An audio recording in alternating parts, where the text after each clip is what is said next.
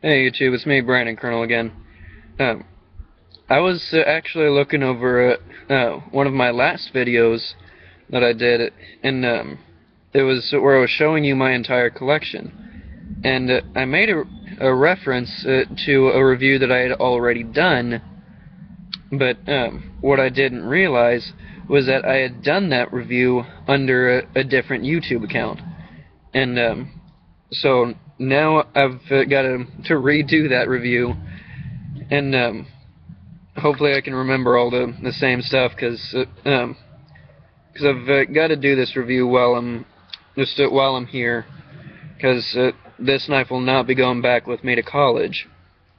So like I said, I've just got to get this done now, and it is on the Smith & Wesson Extreme Ops CK105HD. And now the first time when I looked at this knife, I saw something right here, and I don't know how well you can actually see that, because I cannot see my computer screen too well, so hopefully you guys can see that. If you can't, it says CK105HD. Now when I first saw it, I actually thought that was the steel. And come to find out, it's actually the model number. Now, this knife is completely manual. There is nothing assisted about it. It's just it's actually fairly fast. For most of the manuals in this price range, I got this for about maybe $17. So fairly inexpensive knife, but it's a story behind this thing that I love so much, and which I'll get into that a little bit later. Overall, this thing is one sec. I'd say this is probably about 3 inches. I do not have a ruler on me at the right now, and if I can at all remember, then I'll see if I can put it down in the description. But I just might not remember that. I mean, come to think of it, I still haven't even looked up whether or not this thing is a powder coat or painted on. Still need to do that. But yeah, so this thing is just a black Teflon coating. It's nothing special. I've had this thing for maybe 2 years, I think, and the coating is starting to come off around the grind lines. I don't know how well there we go. Yeah, as you can see, the coating is starting to come off around the grind lines. It's really coming off around the tip. But honestly, this is still a phenomenal knife. Smith & Wesson Extreme Ops does a phenomenal job with their knives. They may be lower end, the fit and finish might not be quite as good as you're used to, but the jimping is actually very good. You can easily use that. It really just locks your finger in place. The choils are right where you need them. For my hand, it fits perfectly. It gives you just the right size that you're looking for without being too massive, which some people hate big clunky knives. I'm honestly the kind of guy that if it's a blade, I'm probably going to appreciate it as long as it does the job. I mean, I just ordered a knife that I'm really excited about. I'm going to be doing an unboxing of it, along with another knife that I ordered along with it from Blade HQ. So, I'm not exactly going to tell you what they are, because I'm going to be doing an unboxing of them on Monday. Because I had them sent back to my college, because I didn't want to chance them coming here the day that I was coming back, only to be told about 2 hours after I had left, oh, by the way, your package is here. So do you want us to ship them to you, or do you want to just simply wait until you get back down here? So I just had them shipped there. And then the biggest bummer for me is that I can get an email today telling me your package has arrived. and that my college is farther away from Blade HQ than my house where I'm at right now. I would have possibly gotten it yesterday had I had it sent here. So that kind of bites a little bit. But overall, I'm not too upset. I know that I'm going to get it, so I'm not too upset about that. But yeah, so I'll be heading back Sunday, but I won't be able to actually receive my packages until Monday because the package department will be closed by then. So, but back to this knife. Pretty decent steel. It's I would give it maybe a 440B. It doesn't keep an edge too terribly long. Whenever I'm really hard using it, like breaking down tons of boxes a day, and then this thing will probably keep it for about 2 weeks. But otherwise, it is phenomenally just razor sharp, and it accepts that edge back incredibly easily. It doesn't take any time at all to get this thing sharpened, probably because it is a softer steel. But like I said, you can get this thing just razor sharp, absolutely just razor sharp. You can easily get this thing to shave the hair off your arm. You can use it to slice through receipt paper. It is so phenomenal. But it's not the sharpest thing in the world, and it's not the fastest thing in the world, but it works. It works so very well. And the lockup is way past 100%. It's literally all the way on the other side right now, partly because it's 2 years old, so it's worn a little bit, but the lockup is still 100% in every direction. Right now there's just a tad bit of side-to-side blade play, but that's because I haven't tightened this thing down at all, and I've been flicking it out quite some time since I've been back, because I just love this knife. I mean, like I said, $17, and one of the reasons why it's become so much one of my favorites is just because of the story behind it, but also it's a phenomenal knife that served me well. And so whenever I get back, I just play with it, like just flicking it in and out, and it's just lightning fast. If you're any good at all with manual knives, this thing is a breeze. Just no problem at all. It just flicks out incredibly smoothly, very quickly. Now, when you're closing it, it has it does have 2 Teflon washers in here, but those probably need to be cleaned because it's pretty gritty right now. So this thing could probably do with a bit of a washing on it, but I'll do that after this video. But even with the grittiness, it's still pretty smooth. You can tell what it should be just by the feel of it. But yeah, so this is just a phenomenal knife. Liner lock, skeletonized handles. It's got a stop pin in the back to keep it from going back too far, and the same stop pin is what keeps it from closing too far in the handle. It is tip-up, right-hand carry only. But like I said, this is just a phenomenal knife. Now to get into the story about this knife. Me and my dad were actually, he was one to surprise me with it and taking me out somewhere. And like I said, this is about like a good 2, maybe 3 years ago. But he was wanted to take me out somewhere and surprise me. So he had told me about a month in advance that he was going to be doing something special with me on this particular weekend. And it didn't tell me exactly what it was, didn't even tell me exactly the day on the weekend, whether it was going to be a Friday, Saturday, Sunday. He didn't tell me. He just said, on this weekend, we're going to be doing something special. That is all that he told me.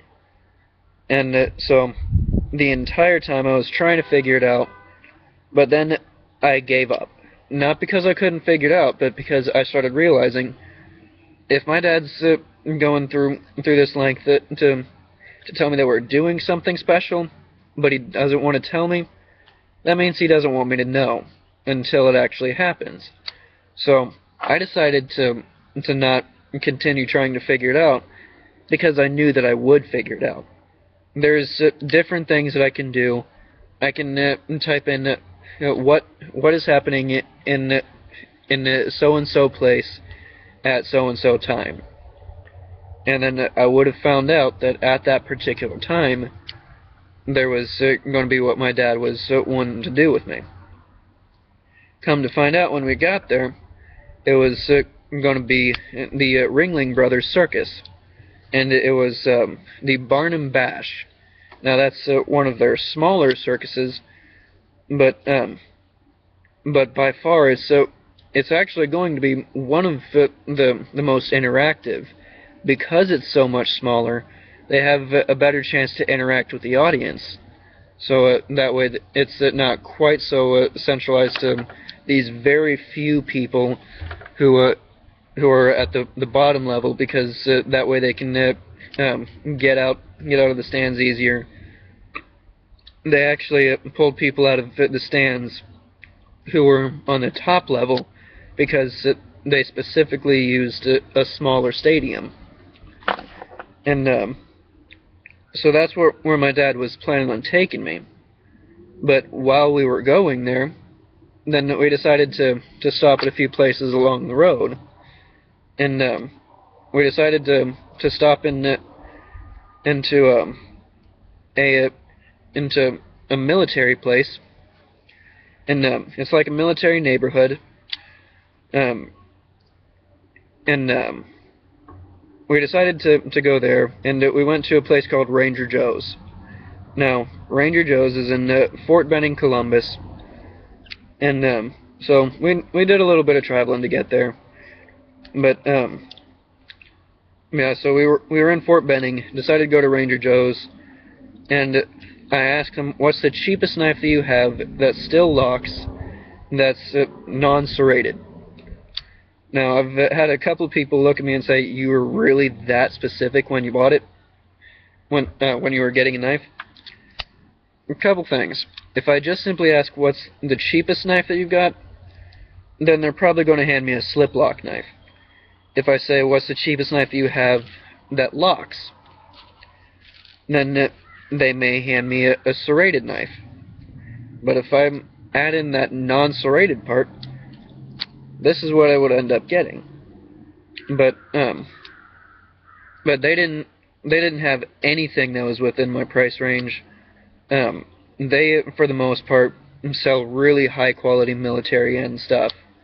Like probably the lowest price knife they've got is around maybe $40.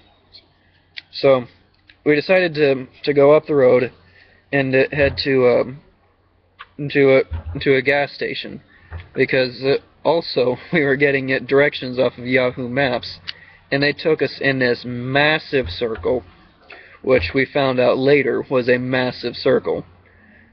But we decided to go to this gas station so that we could fill up before we got back on the road. And I saw a military surplus store that was right by the gas station. So I went in the surplus store and ended up finding the knife section. And then I asked this one guy asked him the same question: "What's the cheapest locking knife that you have without serrations?" And he immediately led me to this exact knife. And he told me that this is by far the most popular knife that they sell at the store, by far. There is no single knife that they sell more of than this one knife right here. And so I pulled it out, I got it in my hands, and then I asked him what the price was. And he said that it was $17 and change. I don't remember exactly how much. But so, and I said, "Thank you, sir, but I don't have enough." Because $15 is exactly how much I have. I don't even have change. $15 is the exact limit that I have. And so he looked away from me for a second, and I thought that he had lost interest because he knew he wasn't going to get a sale. But it turns out he was reaching in his wallet and pulled out $4. And then he just kind of looked up in the air and was like, "You got enough yet?" And he didn't even look at me when he said that. He was just like, "You got enough yet?" And then I just put my head down, smiled, and was like, "Yes, sir, I think I have enough." And so I handed him all $15 that I had, and then just happy as a clam because I was getting this new knife. And then he just looked at me and was like, "Now, if you don't mind, I think that I'll keep the extra change." And I was like, "Hey, it's yours, keep it." And then he actually was also nice enough to ask me if I wanted to add a lanyard to my knife for free. And I was just blown away by this because I could easily see on the box it said $3 a lanyard, and he asked me if I wanted one for free. So obviously that meant that he was going to pay for another lanyard of mine. And but I decided to go without the lanyard. One, because he was paying for another $3 worth of my stuff. But at the same time, I don't particularly care for lanyards on my knife. There's only two knives. No, actually, there's one knife that I own that actually has a lanyard on it, and that's my Frost Cutlery Combat Ranger. Now, my Combat Ranger is a heavy chopper, so I mean I've used it to cut down trees in this very yard. I've cut down two and a third trees with that one single knife, and so that one was it's a very good chopper, but without the lanyard that I can just wrap around my hand, then it ends up, I got the hiccups again. It just ends up flying out of your hand if you don't have a good enough grip. So I put the lanyard on there, so that way it's easier to stay in your hand. But so I didn't get a lanyard on this thing, but I was just so happy with it because the guy was nice enough to just outright pay for the rest of this knife, so that way a little boy can go away happy with a knife that he couldn't afford. And I was just happy as a clam, because on top of that I was also spending a night with my dad, which that just doesn't happen too much for me. So I was happy as could be. So this is easily one of my favorite knives, not because it's the best performer. Obviously, this Kershaw Volt 2 can actually outperform that knife, but this is easily one of my favorites just because of the story behind it. It doesn't see too much use nowadays, but it's still a very good knife, especially for the price. You don't see too many knives in this price range that are actually worth anything, even the $15 that you paid for them. Most knives nowadays, if they're in the $17 range, they are going to be just absolute crap unless they're by a phenomenally reputable dealer. I mean, there's even Kershaws out there that if you get them too cheaply, they won't do anything for you. I mean, they will just be complete and utter crap. And that's even coming from Kershaw. But knives like that are typically not exactly on their advertised list, but you'll still find them. But this knife, $17, and you get this excellent knife. It's pretty thin at the tip, but honestly I've seen Spydercos that are thinner than that. And it's pretty thin overall, but it's not exactly meant to be a pry bar. This is solely meant to be a dedicated EDC knife that just cuts stuff. You can easily penetrate with it, but this is meant to be a slashing knife, and I just love it. The pocket clip is it's probably one of the best designs that I have ever seen for a pocket clip. Reason being, you don't get a single hotspot. You don't get a single hotspot from this pocket clip design. I mean, it's incredibly slim. The way that they've got this flared down is actually phenomenal. It works just fine to get it into your pants. I mean, some people think that you need this flared up tip in order to be able to get into your jeans easily. Let me see if I can show you on camera. Okay. This is one-handed. Gets in incredibly easy, and because that pocket clip is so long, you have no worries of losing your knife. Comes out pretty easily, but like I said, goes in incredibly easily as well. So you don't need a massively flared up pocket clip design like this, because that just ends up getting a massive hot spot on the knife with that flared up tip. But this one is flared down, so you don't get any hot spots. But it also, for the most part, goes across your entire hand with that pocket clip design because it's so long. Now, I've seen pocket clip designs that I can't stand because they're so freakishly long. But at the same time, they also flare them up at the end, so it makes a hot spot. This one does not. So it's long, so it goes across the entire length of your hand, and it's flared down, so it feels like an extension of the pocket clip instead of at the end of the pocket clip, and it's just very comfortable.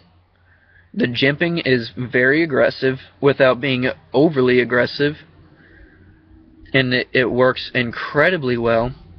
I mean, I would honestly say that this jimping is on par with my ZT. It is very, very well thought out. I mean, even my Kershaw Volt, it doesn't have it jimping that good. It has very useful and very aggressive jimping, but it's just nowhere near as good. Whereas this jimping, it locks your thumb in place, and you're not moving when you've got your thumb on this jimping. But it's just a very simple design that works very well. So don't always count out cheap knives just because they're cheap. Sometimes cheap just simply means it doesn't cost that much for either them to make it, you to buy it, or both. Sometimes it just simply means that they're not selling it for that much money. Other knives really are just cheap, and it may take them all of 4 cents to make the knife, and they're selling it for $15. So I tend to stay away from knives of that price range nowadays, but if they start making knives like this around that price range still, if they make all of them like that, then other people are going to start bringing down their prices just because they want to be able to compete with knives like this. I mean, even the big name dealers like Kershaw will have to bring down their prices if knives like this are in production. Because, sure, Smith & Wesson makes tons of knives like this, and they are all phenomenal. I've seen plenty of Smith & Wesson Extreme Ops knives like this, and they are all worth the price. But if more companies start making knives of this quality for that cheap, like I said, even knife companies like Kershaw will just have to bring down their prices because they won't be able to compete with these things. These things are incredible value for astonishing quality and craftsmanship. I mean, sure, the fit and finish isn't phenomenal, but honestly, the liner on this side, because actually this side right here with a pocket clip is the only actual side with a liner. So for those of you that like a really lightweight knife, this is a really good design, because it's got a metal handle on this side, a metal liner on this side, so that way you can get a locking clip, but it's also got a, actually no, I don't think that this is metal. I actually think that's plastic, but it's a really tough plastic. If I'm wrong, I'll see if I can't look it up. Hopefully I'll remember to do that. But yeah, so I'll see if I can't remember to look this thing up and tell you what the handle material is, but it feels like some kind of a mix between plastic and metal. So obviously it's got to be one or the other, because you can't have a plastic metal mix. But that's honestly what it feels like. But it's very, very durable. I cannot bend it with my hands, and so it is very high quality. It's got a liner only on one side, so it makes it very lightweight. And for a knife of this size, I would expect it to be just a little bit heavier. But honestly, it's not. And so this is just a very well thought out knife. There's only one place that I can actually see where the liner extends past the scale. So that's actually pretty good fit and finish. There's a couple more places where the scale extends past the liner, so it's not completely flush all the way around. But blade centering is actually perfect. That's after 2 to 3 years with this knife. The blade centering is absolutely perfect. And so this is just an overall phenomenal knife. I have lost one screw, but being a torque screw, it should be fairly easy to replace if I ever actually need to. But it hasn't even hurt the overall function of the knife. I mean, everything is still there, except for that one single screw. So if you're worried about losing the screws in your knife, just buy a little bit of Loctite. That'll fix it. And so this is a really, really good knife. Excellent price. You guys should really go out and get yourself one of these. It's a Smith & Wesson CK105HD. As always, YouTube, stay safe.